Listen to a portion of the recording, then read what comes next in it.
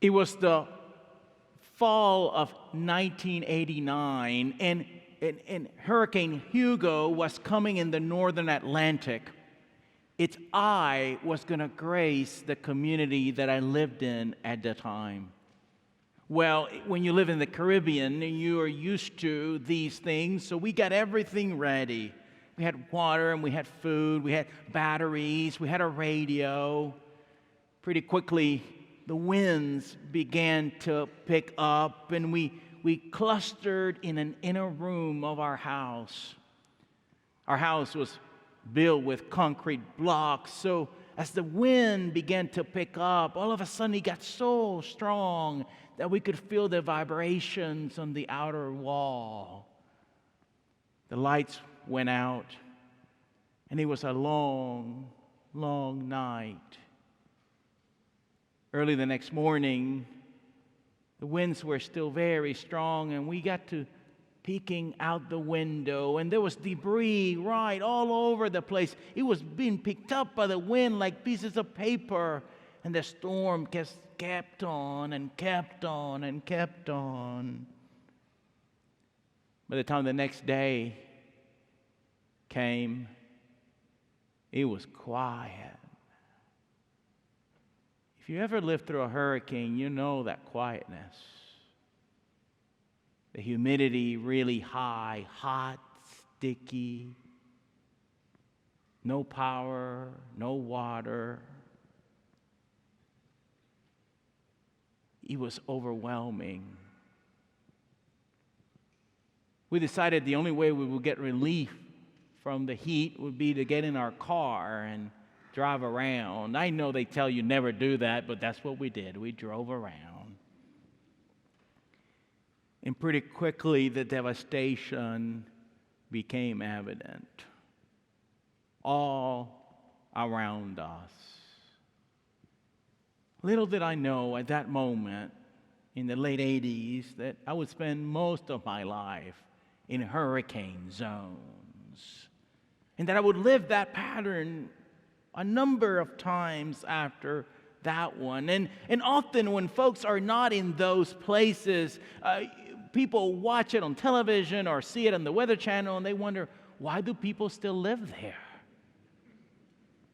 You get back at it and you rebuild and you stay there, and then it happens again and again. And it's easy to say that. It's exactly what happened to Nehemiah today.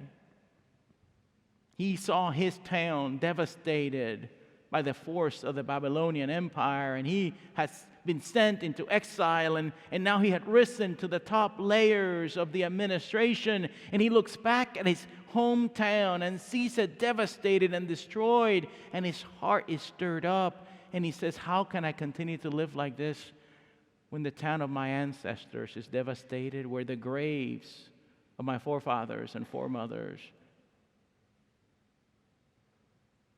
We rebuild because it's home.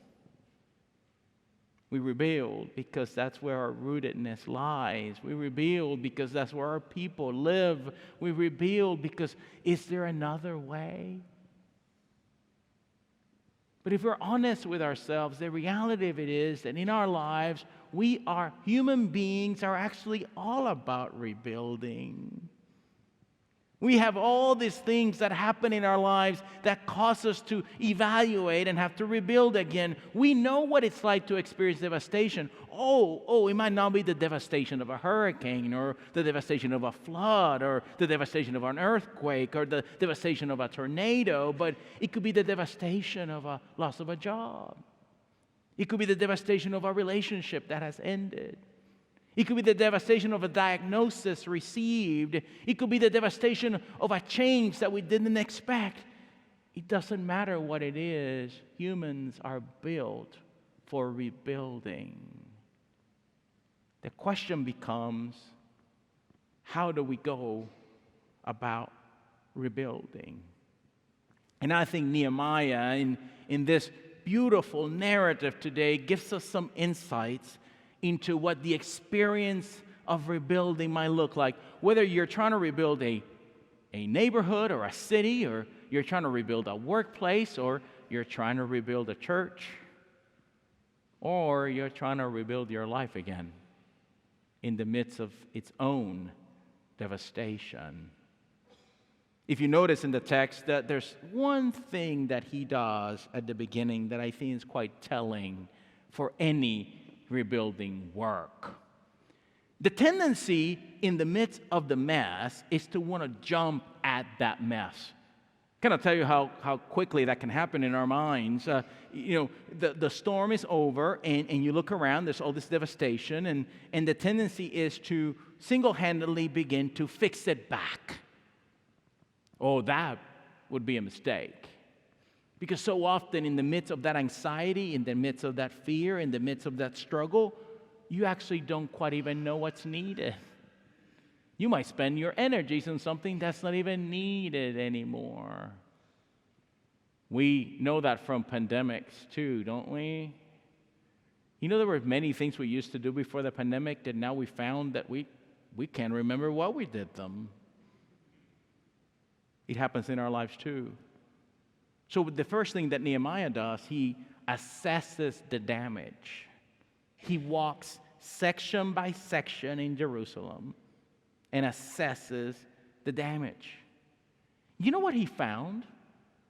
What at first looked like utter devastation, he then realized as he assessed that there were sections of the wall that were just fine. Maybe they needed a little cleanup, but overall they were okay. So often in our lives, if we don't assess first, we miss the segments that might just be okay.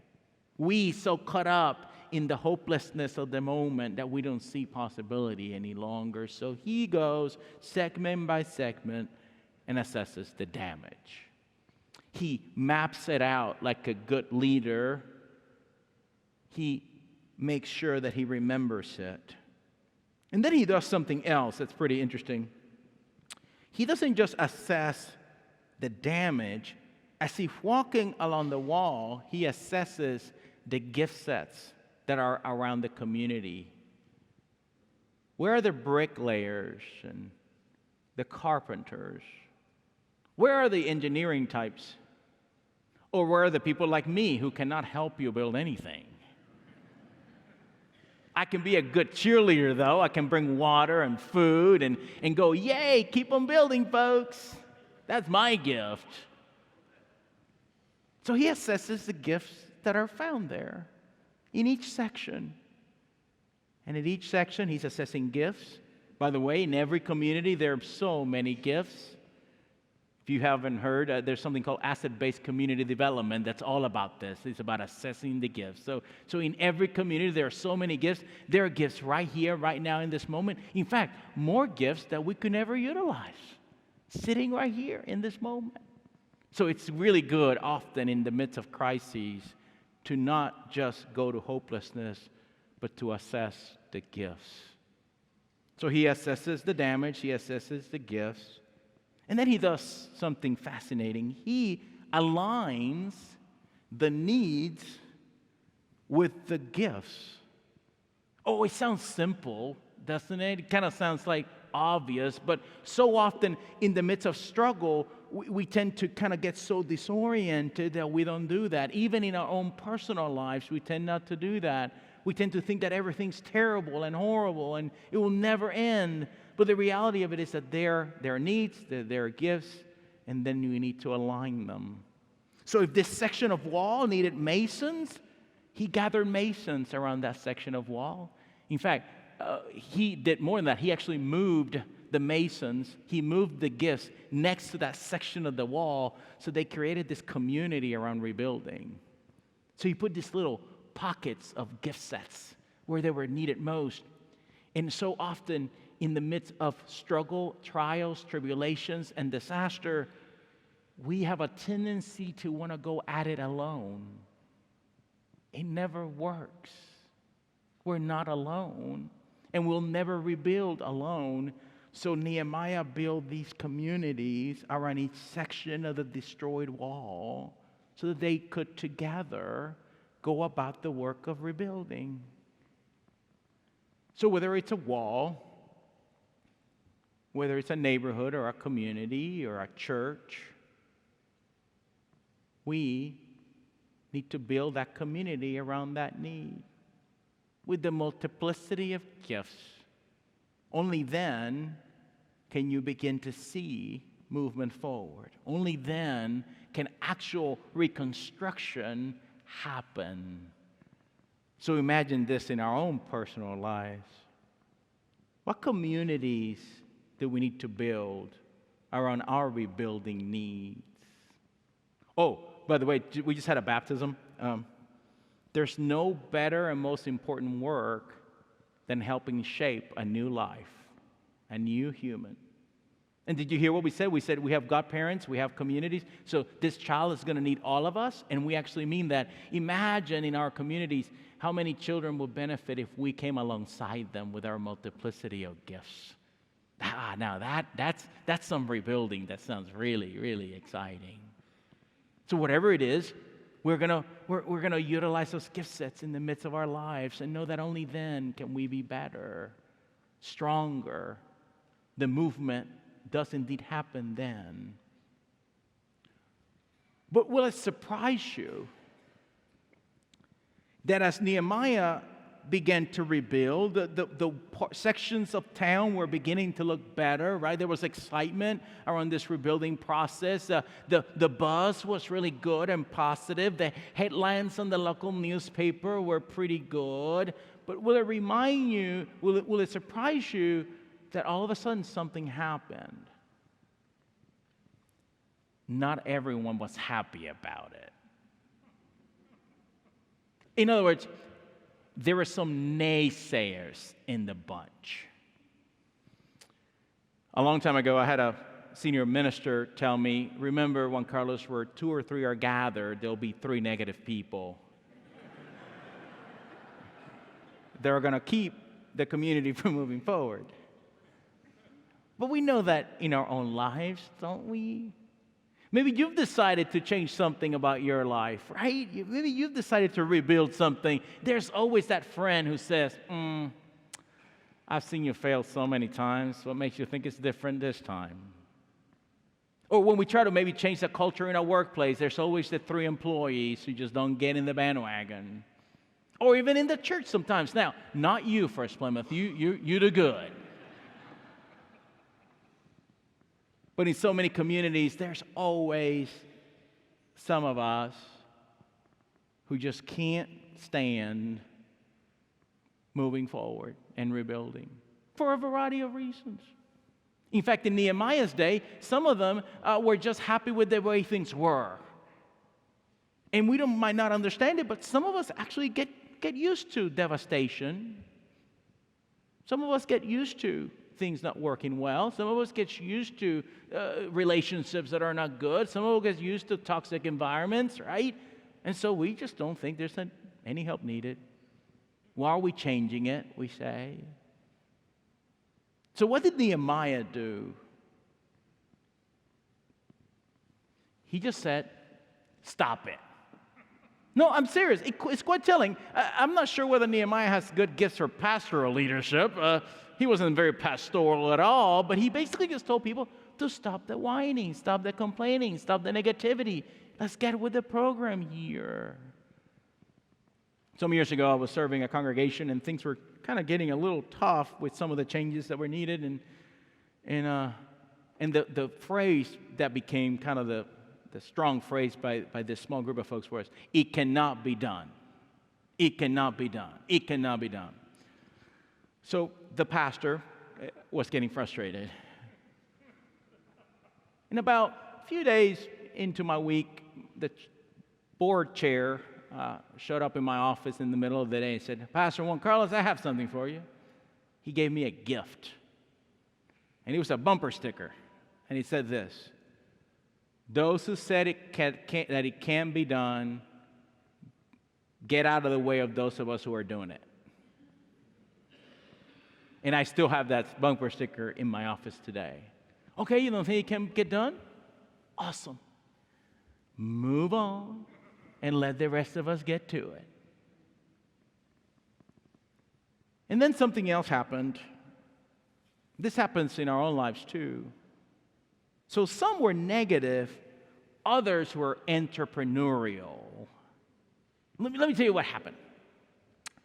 There were some folks who were living next to those walls being rebuilt who didn't have the financial resources to rebuild those walls, so that section.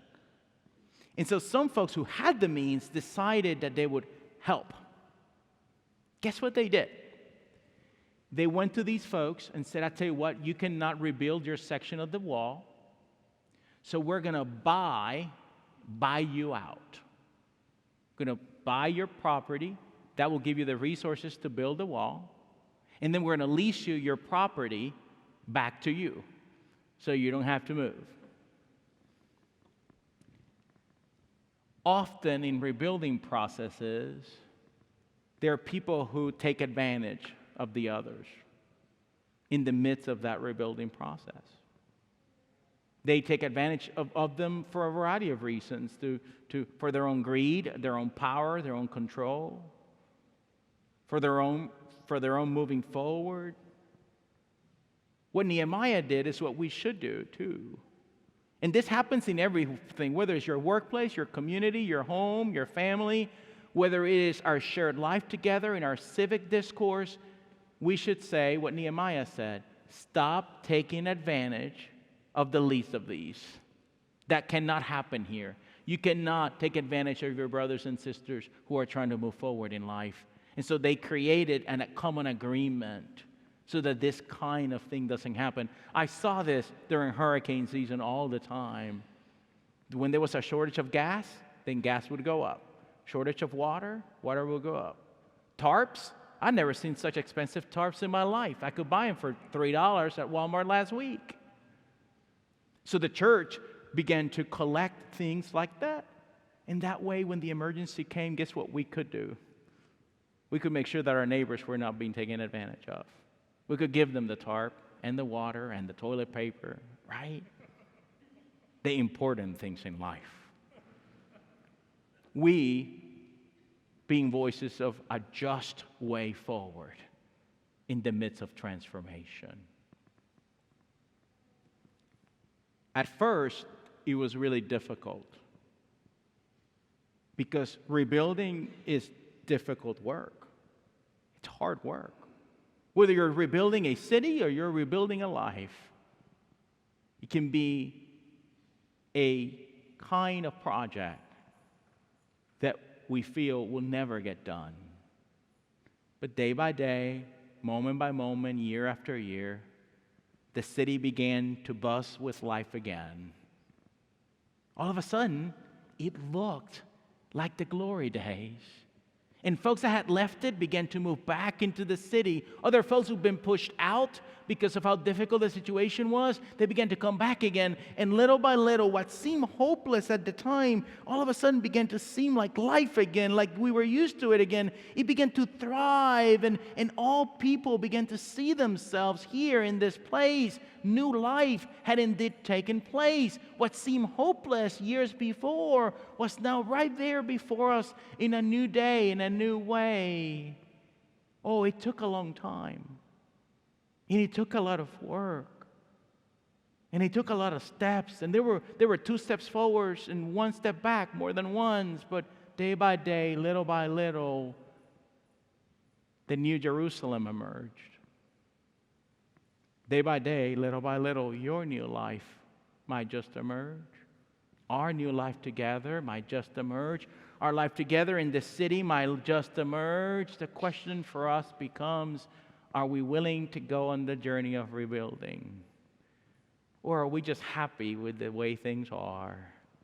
Oh, I have a hunch, First-Plymouthers, that we are a rebuilding people, ready to go on the journey with our gifts, graces, and abilities, so that our neighbors, and those of us here too, can experience new life, good news, joy, peace, human flourishing at its finest. Thanks be to God. Amen.